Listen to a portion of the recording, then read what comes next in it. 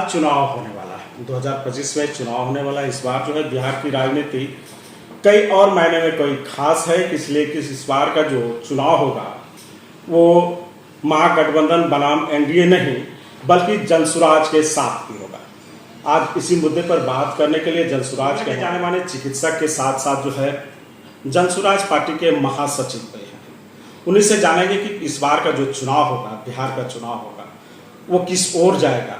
इस बार की जो राजनीतिक सरगर्मी है वो बिहार की क्या होने वाला है, बिहार में इस बार क्या होगा, इस सारी मुद्दों पर बात करने के लिए आज हमारे साथ महासचिव मौजूद हैं, कृष्ण मोहन जी हैं, डॉक्टर कृष्ण मोहन। क्या कुछ कहेंगे सर बिहार का? सबसे पहले तो आपके दर्शकों को नमस्कार। और इस बार का देखिए चुनाव तो जनसुराज आया है अभी 2 अक्टूबर को, पिछले साल पार्टी बनी, संगठन लोग काफ़ी तेज़ी से विस्तार हुआ और चुनावी मैदान में इस बार 243 में से 243 सीटों पर का चुनाव जो होने वाला है ये किस ओर जाएगा सर? देखिए ये तो समय बताएगा कि किस ओर जाएगा, लेकिन जो जनसुराज की आइडियोलॉजी है, जो मुद्दों को लेके जनसुराज आया है और जिस तरह से लोगों का उत्साह है, लोग बोलते हैं जब भी हम लोग जाते हैं गांव में या फिर सभा जो करते हैं, जिस तरह से उत्साह दिखता है लोगों में, लोग सीधे तौर पे बोलते हैं कि हम इन तीनों पार्टियों से तंग आ चुके हैं और इस बार निश्चित रूप से बदलाव होगा और जनसुराज की सरकार बनेगी। नीतीश कुमार तो कहते हैं कि से जो है सुशासन की सरकार है बिहार में, 2025 में जो है 225 सीट जीतकर हम लोग आने वाले हैं। तो क्या लग रहा है कि वो वादा जो जिस तरह से कर रहे हैं जनता उसको सराहों पर लेगी? सुशासन की सरकार तो नहीं है, इसमें तो आप देख सकते हैं कि घूसखोरों की सरकार है ये। आप किसी भी ऑफिस में चले जाइए, बिना घूस लिए दिए कोई काम होता नहीं है। तो ये किस तरह का सुशासन है? आए दिन आप देखिएगा मर्डर रेप की घटनाएं होती है, अभी मुजफ्फरपुर में हुआ था।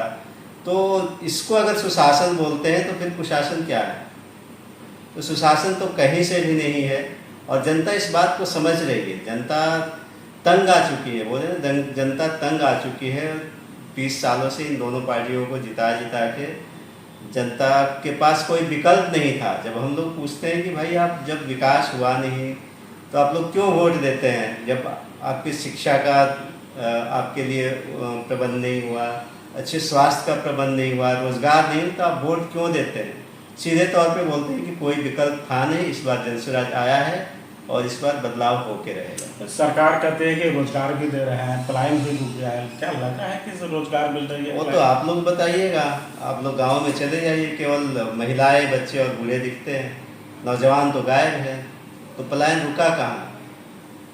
बिहार में आप देख लीजिए, यहाँ किसी भी चले जाइए हॉस्पिटल में, जो आप नर्सेज है, पैरामेडिकल स्टाफ है, उनसे पूछिए कि आपने कहाँ से GNM ANM किया है। एक भी बिहार का नाम बता दे तो आप मुझे बताइएगा। 90% बाहर से करके आते हैं। तो कहाँ पलायन रुका कहाँ? ना विद्यार्थियों का पलायन रुक रहा है, ना मजदूरों का पलायन रुक रहा है। तो पलायन तो रुका नहीं। अभी लोगों को देखिए, जनसुराज के आने के बाद चाहे अब जाके लोगों को लगा है कि हाँ पलायन भी एक मुद्दा है, शिक्षा भी मुद्दा है। पहले तो वही होता था कि बीजेपी को हराना है या बीजेपी को जिताना है, आरजेडी को हराना है कि आरजेडी को जिताना है, और कोई मुद्दा तो था ही नहीं। और एक बात बता दूं आपको कि जनसुराज की एक जीत है, कि ये जनसुराज की जीत है कि नीतीश सरकार को अभी जो वृद्धा पेंशन है ये बढ़ा के 1100 रुपया करना पड़ा। कहीं लग रहा था कि उसको जो है वोट कहीं ना कहीं खिसकने वाली है, 400 से बढ़ा के 1100 कर दिया। देखिए, जब अच्छी राजनीति होगी, जब अपोजिशन है वो मुद्दे की बात करेगा तो सरकार को झुकना पड़ेगा। पिछले 30 साल से इनको नहीं समझ में आया, 20 साल से, कि वृद्धा पेंशन 400 रुपये में कुछ नहीं होता है। अभी जब जनसुराज बोल रही कि हमारी सरकार आएगी तो हम वृद्धा पेंशन को बढ़ा के 2000 करेंगे, तब जाके ये प्रेशर में आके इन्होंने 1100 किया है। तो जैसे भी हुआ है, जनसुराज की पहल के बाद कहा जा सकता है कि जनसुराज का एक जीत भी है ये। बिल्कुल, जनसुराज की जीत तो अभी से दिखने लगी आपको। लोगों के लिए जो जनसुराज करना चाह रहा है वो अभी से दिखने लगा। कई पार्टी के बड़े नेता कह रहे हैं कि इससे जनसुराज को इतना फंडिंग कहाँ से रहा है, किस तरह से फंडिंग कर रहा है, कितना जो है उसका अभियान चल रहा है। देखिए, ये प्रशांत किशोर जी कई बार ऑन कैमरा बता चुके हैं, अब इसको दोहराने का कोई मतलब नहीं है। सीधे तौर पे बोलते हैं कि बहुत सारी पार्टियों को उन्होंने जीतने में मदद की और उन लोगों से वो एज ए फी या जो भी समझिए वो दे रहे हैं। और आप अब किसी के पास अगर 1000 करोड़ 500 करोड़ है, उसको बैंक में रख देगा तो उसके इंटरेस्ट से इतना बड़ा अभियान चल सकता है। SWP एक टर्म होता है, सिस्टमेटिक विड्रॉल प्लान। आप किसी चीज़ का किसी मतलब कुछ अमाउंट को आप बैंक में रख दिए, उसमें से थोड़ा थोड़ा अमाउंट निकालते रहिए तो वो इंटरेस्ट में कवर होते रहेगा, तो उसकी वहाँ से आ रहा है। सरकार कई मुद्दों को लेकर जो है चुनाव मैदान में आएगी, विकास के मुद्दों को खासतौर से लेके आएगी, लेकिन आप लोग का जो आइडियोलॉजी है, आप लोग किस मुद्दे के साथ चुनाव में आएंगे? ये हमारा तो सीधा 5-7 चीज़ें हैं जो हम लोग करने वाले हैं, जो ये सरकार करने में विफल रही है पिछले 20 सालों से। आप शिक्षा का स्तर देख लीजिए, स्कूल में खिचड़ी बंटती है, कॉलेज में डिग्री बंटती है, पढ़ाई कहीं भी नहीं हो रहा है। स्वास्थ्य का हाल देख लीजिए, अस्पताल खुद ही बीमार है। पेशेंट अगर कोई भी एक सीरियस पेशेंट जाता है उसको पूर्णिया से रेफर कर दिया जाता है पटना जाते जाते वो दम तोड़ देता है। वहाँ भी अगर पहुँच भी गया तो वहाँ बेड नहीं मिलता, वेंटिलेटर नहीं मिलता, फिर वो वहाँ से बेचारा प्राइवेट में जाता है, उतना पैसा नहीं रहता है तो इलाज करा नहीं पाता है। स्वास्थ्य हो गया, शिक्षा, पलायन का आपको बता ही दिया, वृद्धा पेंशन 400 रुपया। किसानों के लिए हमारा जो मनरेगा में एक घोटाला चल रहा है कि साइन करके पैसा उठा लिया, पैसा तो आता है सरकार से लेकिन उस पैसे को सही जगह खर्च नहीं किया जाता है। तो उसमें जनसुराज का कहना है कि मनरेगा के जो मजदूर हैं उनको हम किसानों को देंगे ताकि उनकी लागत कम हो और आमदनी बढ़े। बातें तो सब बड़ी बड़ी करते हैं, मोदी जी भी बोले थे कि 2020 तक हम किसानों की आय दोगुनी कर देंगे, हुआ तो नहीं। किसान जस का तस है। ऊपर से आजकल ये एक यूरिया का चला हुआ है कि जमाखोरी, यूरिया रहते हुए भी लोग जमाखोरी करके रखते हैं और उसका दोगुना दाम में बेचते हैं किसानों को। कहाँ तक तो आप बोलते हैं कि हम किसानों की मदद करेंगे और उसी को लूटने में लगे हुए हैं। कोई सरकार इसके खिलाफ आवाज़ नहीं उठा रही है। और आपके कैमरे पे मैं बोल रहा हूँ कि इसके बाद अगर इस तरह से होता है तो जनसुराज बड़ा आंदोलन करेगा पूर्णिया में यूरिया को लेके। तो पहले ही हम सरकार को चेतावनी देते हैं इस तरह की किसानों के साथ मजाक न किया जाए, उनको लूटने की कोशिश न की जाए। अच्छा, बिहार तो बात होगी, पूर्णिया स्थानीय मुद्दे की बात करें तो स्थानीय जो आप लोगों का जनसुराज है, पूर्णिया में किस तरह से अभियान चल रहा है? देखिए, पूर्णिया में हम लोगों का संगठन पे बहुत तेज़ी से काम हो रहा है और लोग जुड़ भी रहे हैं। उसके अलावा जो भी बूथ लेवल कार्यकर्ता, ये सारी चीज़ें जो एक प्रक्रिया होती है वो सारी चीज़ें चल रही है और हमें उम्मीद है कि 1 महीने के अंदर हम बूथ लेवल तक आपको मजबूती करने के लिए।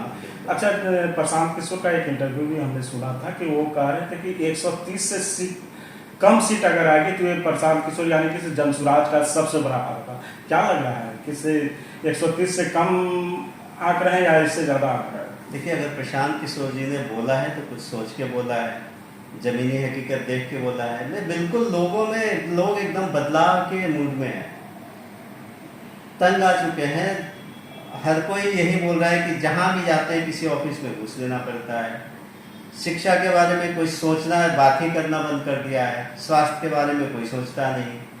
और 5 किलो अनाज आप बताइए, लोग बोलते हैं कि 5 किलो नहीं, उसमें से भी 4 किलो मिलता है। ये मतलब सरेआम घोटाला, इसमें किसी को बताने की जरूरत है नहीं। तो कहाँ से सुशासन है? एक तो आप सुशासन की बात करते हैं, आप 5 किलो में से 4 किलो अनाज जनता तक पहुँचती है, ये कौन सा सुशासन है? अच्छा, नीतीश कुमार को किस तरह का नेता आप देखते हैं? देखिए, शुरुआती दौर में उन्होंने काम किया, अच्छा काम किया शुरू के 5 साल, लेकिन उसके बाद से वो अति महत्वाकांक्षी हो गए कि मैं प्राइम मिनिस्टर बनूंगा। और उस चक्कर में उन्होंने जनता की चिंता छोड़ के कुर्सी की चिंता करनी शुरू कर दी। कभी इंडिया गठबंधन बनाए, फिर उसमें से छोड़ के भागे और इतनी बार वो पलटे कि वो कुर्सी बचाने में लगे रहे। विकास नहीं हुआ। और अभी तो खैर एक तरह से दया के पात्र हैं। मानसिक स्थिति मुझे नहीं लगता है कि ठीक है उनकी, तो उस पर क्या ही बोला जाए। अच्छा, किस तरह का जीतन राम मांझी भी जब सत्ता से बाहर थे तो वो कह रहे थे कि स्वीट पॉइजन दिया जा रहा है नीतीश कुमार जी को। नहीं, इस पे मैं कुछ टिप्पणी नहीं करना चाहूँगा। जिस जिस चीज़ का प्रमाण ना हो उसके बारे में बात करना ठीक नहीं है। हाँ, मानसिक स्थिति जो उनके विजुअल्स आते हैं, वीडियो आते हैं, वो देख के लगता है कि कोई नॉर्मल इंसान उस तरह से तो नहीं कर सकता। कल भी एक विजुअल आया था जो एक मंत्री हैं जो एकदम साइडलाइन कर रहे थे उसको तक कर रहे थे। हाँ, देखिए, मैं बोला उनके ऊपर बोलना मतलब वो दया के पात्र हो चुके हैं, वो बोलना नहीं चाहिए। मैंने सत्ता उसको अपने आप छोड़ देनी चाहिए। अब क्यों नहीं छोड़ रहे हैं उसमें एक्चुअली अब वो बीजेपी उनको आगे रख के चुनाव लड़ना चाहती है, क्योंकि बीजेपी कमज़ोर है यहाँ पे, तो उनको आगे रख के उनका चेहरा लेके वो उसका यूज करना चाहती है। बाद में उनको फिर जेडीयू को बीजेपी हड़प लेगी, वही करना है उनको। कई नेता तो ये भी कह रहे हैं कि जनसुराज बीजेपी के बी टीम के तौर पर काम कर रहे हैं जिस तरह से ओबीसी काम कर रहे हैं। देखिए, कहने वाले बीजेपी की बी टीम कर रहे हैं, कुछ लोग बोल रहे हैं कि आरजेडी की बी टीम है। ये किसी की बी टीम नहीं है, बिहार के लोगों के लिए ए टीम है। और अब किसी भी नेता का आप देख लीजिए, अब यहाँ पे पूर्णिया में ही जो सभा, पहली सभा हुई प्रशांत किशोर की, वो कहाँ हुई?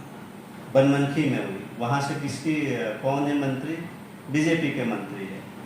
तो हमें किसी पार्टी के खिलाफ नहीं है और किसी पार्टी के साथ नहीं है। हम बिहार की जनता के साथ हैं, बिहार की जनता के मुद्दों के साथ है, भ्रष्टाचार के खिलाफ है, शिक्षा के खिलाफ है, बेरोजगारी के खिलाफ है। हम किसी पार्टी के खिलाफ नहीं है। कोई पार्टी अगर इन मुद्दों के साथ आना चाहती है, आ जाए, अच्छी बात है। नहीं, लेकिन प्रशांत किशोर तो कहें कि हम गठबंधन करेंगे नहीं, 243 सीट पे चुनाव लड़ेंगे। बिल्कुल लड़ेंगे। गठबंधन अलग चीज है। अगर कोई छोड़ के आ जाता है, हमारी पार्टी में शामिल होता है, तो उसको गठबंधन थोड़े बोलेंगे, उसको पार्टी में शामिल हो जाए लेकिन गठबंधन नहीं। गठबंधन नहीं होगा। गठबंधन। अच्छा, कोई विजन वगैरह है प्लान रोकने का या शिक्षा को रोकने का? देखिए, विजन तो है।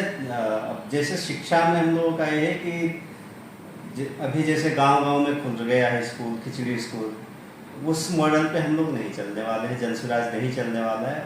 हमारा मानना है कि सेंट्रलाइज्ड हो, ब्लॉक में 2 या 3 अच्छे स्कूल हो, बड़े स्कूल हो जहाँ पे 100-200 शिक्षक हो और बच्चों को वहाँ जाया जाए। देखिए, शिक्षा ऐसी चीज़ है कि अब कोई प्यासा है, उसी को कुएं के पास जाना पड़ता है, कुआं प्यासे के पास नहीं चलता। अब स्कूल विद्यार्थी के पास आप भेजने की कोशिश कर रहे हैं कि हर गांव में स्कूल हो जाए, तो वो सफल नहीं होगा।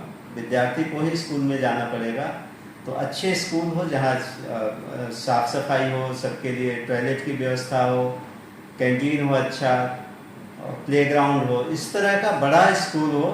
अगर ब्लॉक में 2-3 स्कूल बन जाए नेतरहाट टाइप का, तो वो ज़्यादा अच्छा रहेगा। बजाते कि आप हर गांव में एक मतलब एक रूम बना दीजिए, उसको स्कूल का नाम दे दीजिए, ना वहाँ किसी चीज़ की व्यवस्था है, ना लैब है, ना वहाँ टॉयलेट है, तो वैसे शिक्षा व्यवस्था नहीं सुधरेगी। आप लोग आएंगे तो पूरी तरह से व्यवस्था सुधरेगी? बिल्कुल सुधरेगी।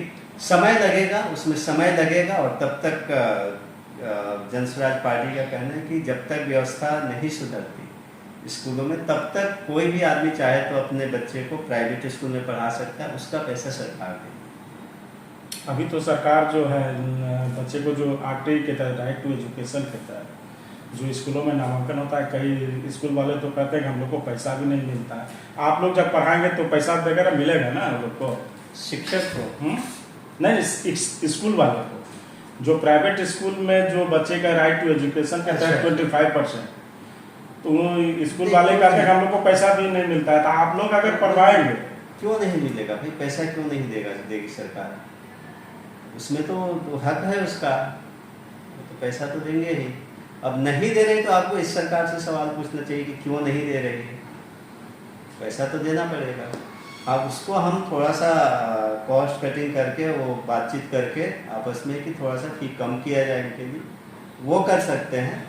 लेकिन ऐसा है कि बिल्कुल पैसा ना दे, ये तो ठीक नहीं। अच्छा, तो आपका माने कि बिहार में इस बार जो मतदाता है जनसुराज के प्रति पूरा आश्वस्त है?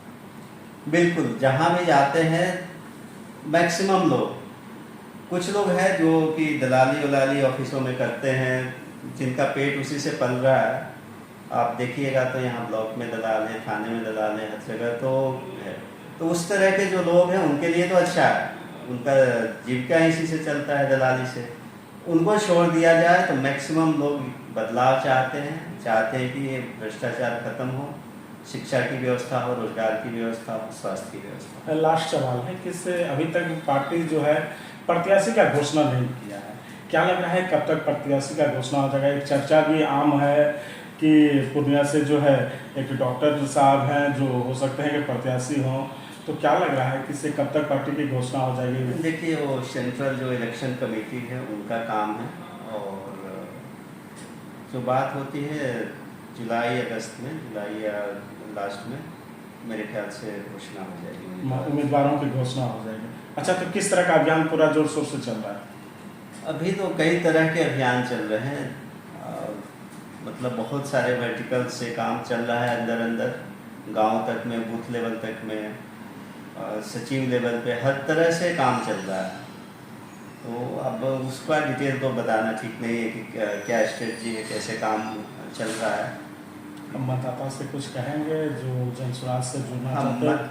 मतदाताओं से हम एक ही बात करेंगे, आप जब भी वोट करें अपने बच्चों का चेहरा देख के वोट करें, और विकास के नाम पे वोट करें, मुद्दे पे वोट करें। केवल इस डर से कि वो मतलब हिंदू के डर से आप आरजेडी को वोट ना करें, या मुसलमान के डर से आप बीजेपी को वोट ना करें। ये नहीं कि हिंदू खतरे में तो हम बीजेपी को वोट करें, ये बिल्कुल कोई मुद्दा नहीं है, और इसी मुद्दे पे पिछले 30 साल से चुनाव हो रहा है। तो आप बिल्कुल विकास के मुद्दे पे दीजिए। दूसरा, अगर कोई भ्रष्ट कैंडिडेट है उसको वोट मत दीजिए, चाहे वो जनसुराज का ही क्यों ना हो। अगर आपको लगता है इसका कैरेक्टर ठीक नहीं है, ये भ्रष्ट है, उसको वोट मत कीजिए। अच्छे लोगों को वोट कीजिए तो जरूर अच्छा काम। अच्छा, पूर्णिया में भी बदलाव की स्थिति देख रहे हैं? बिल्कुल देख रहे हैं, और आप लोगों को अच्छे से पता होगा, तो बदलाव की स्थिति तो है। इस बार पूर्णिया में जनसुराज आएगा, पूर्णिया ही नहीं पूरे बिहार में जनसुराज आएगा, जनसुराज की सरकार बनेगी। तो ये थे डॉक्टर कृष्ण मोहन जी, जो है पूर्णिया में जो है महासचिव के पद पर नियुक्त हैं, साथ ही साथ जो है पूर्णिया के जाने माने चिकित्सक हैं। उन्होंने साफ तौर पर जो है बेबाकी से बात करी और कहा कि इस बार जो है बिहार बदलाव की स्थिति में, और इस बार बिहार में जनसुराज की सरकार बननी तय है। तब तक के लिए बने रहिए, देखते रहिए जूम सिटीज। मैं हूँ विनय कुमार।